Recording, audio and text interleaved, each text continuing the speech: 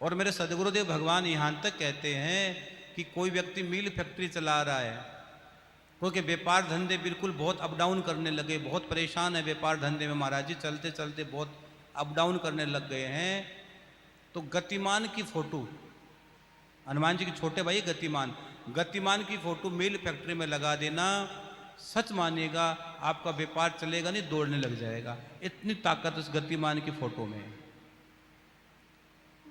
और आजकल जब आप नई गाड़ी लेके आते हो, नई गाड़ी में किसकी पूजा होती है?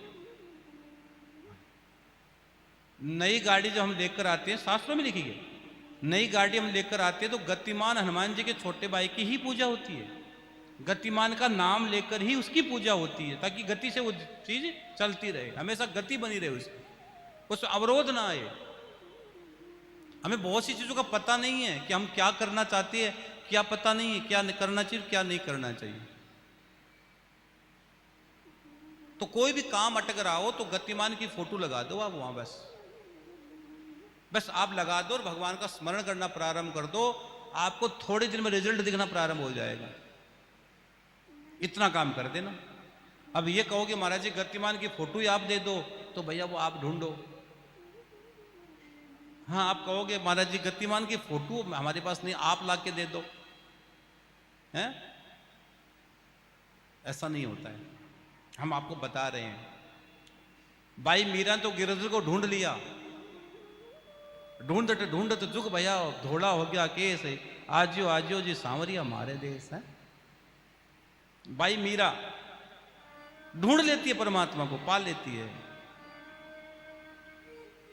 हाँ, भाई मीरा तो पा गई भगवान को।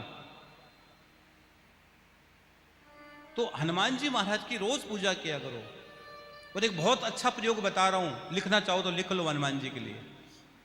आपके जीवन में बहुत संकट आ रहे हो, बहुत परेशानी आ रही हो, बहुत परेशान चल रहे हो, हर प्रकार से परेशानी अगर आपको घेर के रखी है, तो एक काम कर देना, आप मेरे कहने से कर देना। बच्चों से लेकर, बूढ़ों से लेकर, व्यापार से लेकर, घर की परेशानी से लेकर, एक बहुत अच्छी बात बता रहा हूं। हनुमान जी को रोटे का भोग लगाना है शनिवार के दिन। एक तो होती रोटी, एक होता रोटा। रोटा किस पर बनता है? चूल्हे पर नहीं बनेगा, गैस पर नहीं बनेगा, ये चूल्हे पर बनेगा।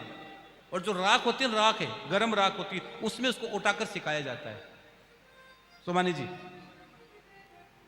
जो गाय के कंडे होते हैं ना, देसी गाय के कंडे, उसके अंदर उसको पहले, उसके बाद पहले ऊपर सेक लो, फिर उसको राख के अंदर उठा दो। वो थोड़ी देर बाद में, आधी घंटे के बाद वो सिक कर तैयार हो जाएगा। उसके बाद उसको बाहर निकाल लो। मैं बता रहा हूं, ध्यान से इस बात को लिख लेना, बहुत काम की चीज बता रहा हूं। और फिर उस पर देसी गाय का घी लगाना है रोटे पर। और शक्कर होती है, खांड, चीनी नहीं कह रहा हूं मैं, खांड कह रहा हूं, शक्कर होती है आजकल। और शक्कर उस पर डाल लेना। एक मीठा पान ले लेना। जब सालासर बालाजी भी सबसे पहले मोहनदास जी के को दर्शन दिए थे सालासर बालाजी ने, तो मोहनदास जी को दर्शन देने के बाद मोहनदास जी ने कहा कि मेरे घर पर भोजन करो आप। तो वो अपनी बहन के पास गए, मोहनदास जी अपनी बहन के पास रहते थे, कान्हीबाई के पास। तो कान्हीबाई ने कहा कि मुझे भी हनुमान जी का दर्शन करना है। तो हनुमान जी ने कहा मैं तुम्हारे घर भोजन करने आऊंगा, मोहनदास जी से कहा। तो मोहनदास जी ने कहा कि, लेकिन कहा कि मैं भोजन करवाऊंगा, लेकिन क्या खाओगे आप? कि मैं खांड और चूरमा, चूरमा होता खांड, मतलब ये शक्कर, मीठा पान, और जिस छेज पर कोई सोया नहीं हो, अछूती हो, उस पर मैं विश्राम करूंगा। तो हनुमान जी बाल ब्रह्मचारी है ना, जिस पर कोई सोया नहीं है उस पर मैं विश्राम करूंगा। तेरी बहन से कह देना मैं भोजन करूंगा तेरे घर पे। और जब वापस हनुमान जी आए तो हनुमान जी के चरण पकड़ लिए थे मोहनदास जी ने, आज नहीं जाने दूंगा। तो हनुमान जी को भोजन करवाया कान्हीबाई ने। सालासर बालाजी की कथा बता रहा हूं ना।